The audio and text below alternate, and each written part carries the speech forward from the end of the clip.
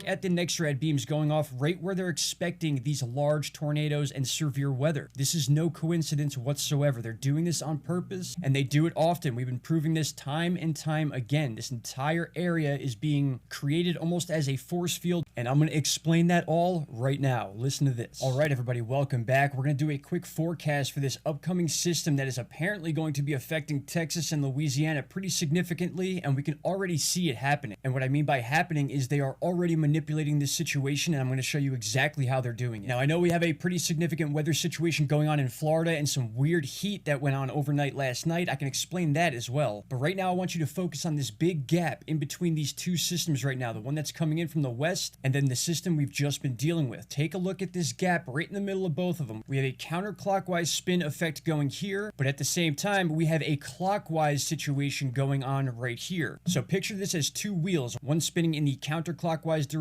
and then obviously the clockwise direction. And what we're going to do is explain how this system that's right here is going to eventually turn into a big tornado threat down in southern Texas, more so southeastern Texas, and then Louisiana the next day. This is over the next 3 days. So very quick, before I get into the details one more time, watch this gap that is forming or has been formed in between system 1 and system 2, this clear line right here. We also have a lot of smoke in this area from the fires from Canada already. So we'll go through this quick, and then we're going to jump to the mosaic chart where we can see the next rad tower. All right, so here we are set up. This is May 13th going into current time the 14th, and right off the bat, I want you to notice the counterclockwise spin here and then the clockwise momentum here. I'll go back and we'll look at it together. You can see them spinning in different directions with the gap right down the middle. Now, this gap is here because they are creating this gap, and I'm going to show you exactly when it starts. Right about here, you start seeing a static buildup. We also saw a significant radar beam right there. There is nothing natural about this beam. It has a cause and effect, and then as we move forward, you're going to see the entire area here become all staticky. You're going to see these little blips. You're going to see each radar tower from Texas through Oklahoma all the way up to the Dakotas is going off at this point in time, creating a force field right in the middle of these two systems, one here and one here. Now stay with me here because you're going to see how this is going to affect the system on the west that is basically being put in a holding pattern until this system moves off into the Atlantic or enough out of the way to where it will no longer affect this side. So again, I show you they're creating this wall where weather does not want to survive. You can see it all building up here, all this little staticky looking stuff on the radar. That means all of these next rad towers are being triggered at the same time. And now when we go back to this chart, it's going to be a lot easier to see what's going on here. So they want to separate these two systems, this one here and this one here, because if these two were to interact with each other, it would take away from the momentum that this storm is going to build up and then run across Texas in a counterclockwise motion after it fixes itself. Right now, it's in a clockwise momentum, and once this storm passes out this way,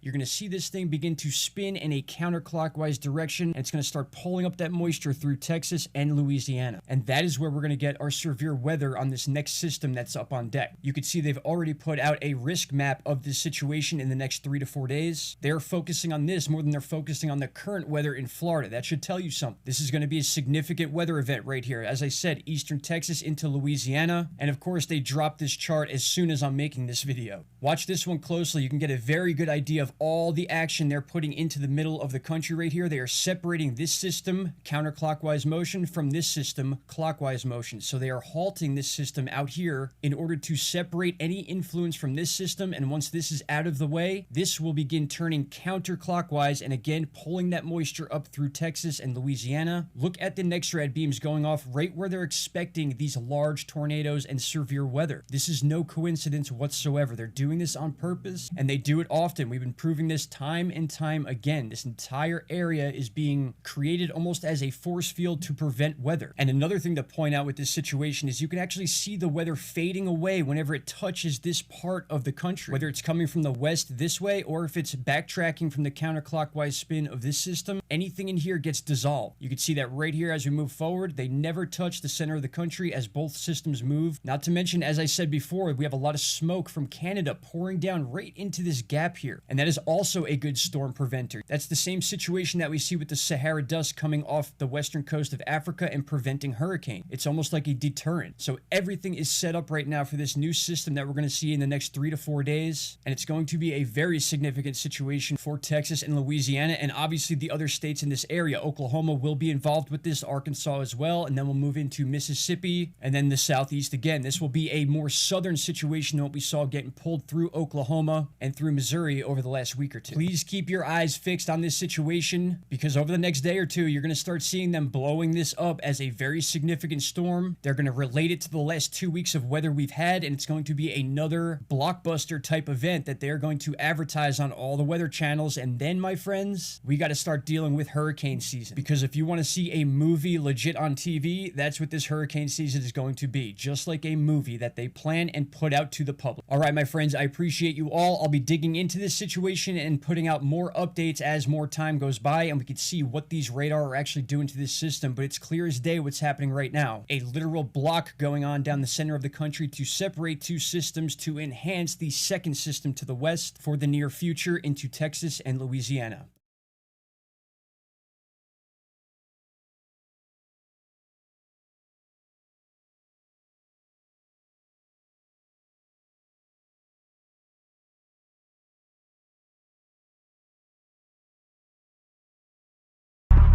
Why does the night sky occasionally light up with vibrant colors, weaving a tapestry of brilliant hues across the dark expanse?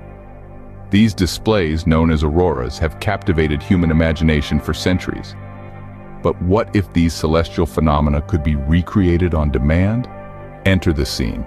The High-Frequency Active Auroral Research Program, or HAARP, located in the remote wilderness of Alaska. Here, a group of intrepid scientists led by Assistant Research Professor Chris Fallon from the University of Alaska Fairbanks Geophysical Institute embark on a groundbreaking experiment. Over a span of 4 nights, their mission is clear: to generate and scrutinize an artificial aurora. The purpose?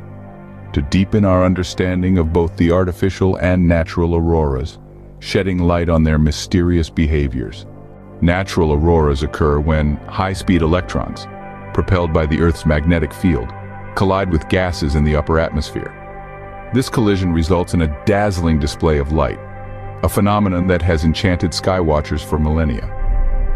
Professor Fallon and his team aim to replicate this process not with natural forces, but with the power of radio waves emitted by HAARP. The process involves using HAARP's capabilities to accelerate electrons. These electrons then reach high velocities and interact with atmospheric gases, creating a glow that mirrors the natural aurora's mesmerizing colors. However, creating this spectacle is not without its challenges. The team must navigate the complexities of ionospheric conditions, which can dramatically affect the success of their experiments. For instance, during the initial 2 nights of their campaign, the experiments faced setbacks due to adverse space weather conditions, including ionospheric absorption. This phenomenon occurs when the radio waves emitted by HAARP are absorbed in lower regions of the atmosphere, preventing them from reaching the higher areas where artificial auroras can be generated. Despite these challenges, the potential rewards of these experiments are vast. By understanding the optimal conditions needed to create a bright artificial aurora, scientists can enhance their knowledge of both artificial and natural auroras. This research not only contributes to our scientific understanding, but also holds the promise of allowing photographers and sky watchers the rare opportunity to witness and capture these artificial lights, should the conditions align.